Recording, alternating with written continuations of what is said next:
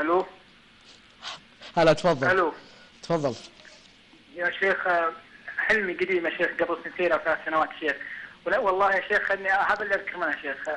وش تسوي؟ تبكي منه؟ لا اذكر منه يا شيخ، ذلني مضيع منه شيء يا شيخ، والله ذلني مضيع منه شيء. اي ليه؟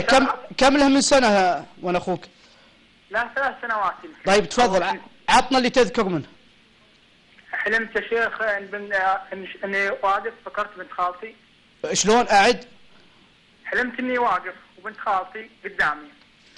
بنت خالتي تجي تدخل، واقفه وراها رجال، الرجال هذا يمد يده عليها من ورا يا شيخ، وانا خفت عليها وجيت يما عند الرجال، جيت باينها بين الرجال، خليتها هي قدامي. نعم. وخليت الرجال وراي عشان ما يقدر يمد يده عليها ولا يجيها.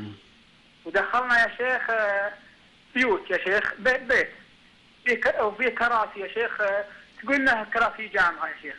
جلست على البيت وجلست احنا، هذا يذكرنا يا شيخ. وانت يا شيخ؟ لا هذا موضوع عائلي، عندك غيرة فيه شوي. بس كم عمرك انت يا عبد الله؟ والله يا شيخ عمري 20. اي يعني انت شفته وعمرك 17 تقريبا يا شيخ. اي. وكنت في الدراسة في ثالث ثانوي ولا في اي صف؟ او كنت متوقف؟ انا لا كنت ادرس، انا الحين ثاني جامعه يا شيخ. اي تخصص؟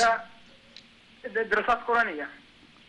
شوف، هي لها علاقة من قسمين، يا أنها تتعلق بدراستك، الدليل إن في شاهد الجامعة، أنت شاهدت الجامعة في النهاية، وكون بنت خالتك وما حصل ما كذا قد ما يتعلق به، يتعلق بك أنت.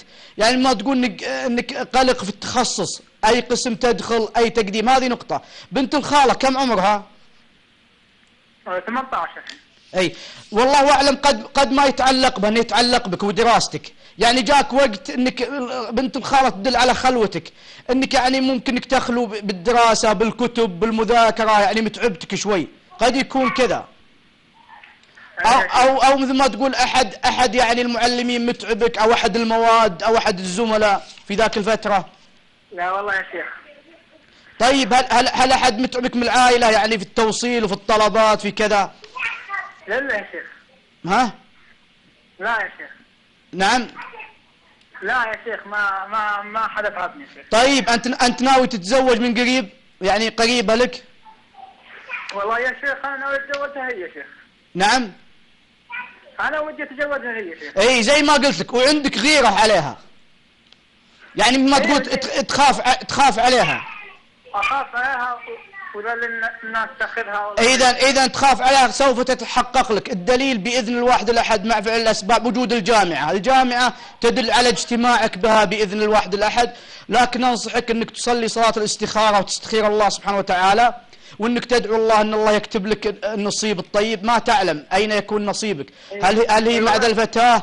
ما تعلم، يعني الخير يكون لك مع الفتاة هذه أو مع أحد آخر. فإذا عزمت فتوكل على الله، وسووا فحوصات الطبية التي قبل الزواج تكون حماية لكم حتى ما تنتقل الأمراض الوراثية.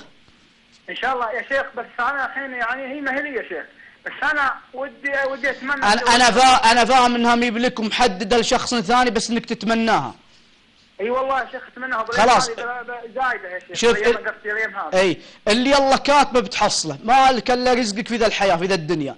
الله كاتب انك بتحصلها بتكون لك، ما الله كتبها لك مهما سويت ومهما سعيت ما فيها. اي ادري يا شيخ، بس ما فيه يقرب الحلم منها وشيء. لا دليل تقريب الحلم عليها وجود الجامعه. لا يعني بالحلم ما في شيء. الا فيه وجود الجامعه. ما تبوس اي وجود الجامعة نعم يقرب الاجتماع ان شاء الله معهم او كذا، معها او كذا، لعل يكون زواج ان شاء الله. اي بس يا شيخ الكراسي شفت ما كراسي، بس يوم دخلت الجامعة لقيت فيها كراسي زي كذا يا شيخ. انا مثل ما انا قلت لك، يا ان احتمال معوقات الجامعة وما يتعلق بها، يا انه يتعلق بالقسم الاول، لكن قد يكون اقوى معنى انه يتعلق بالجامعة. جزاك الله خير يا شيخ.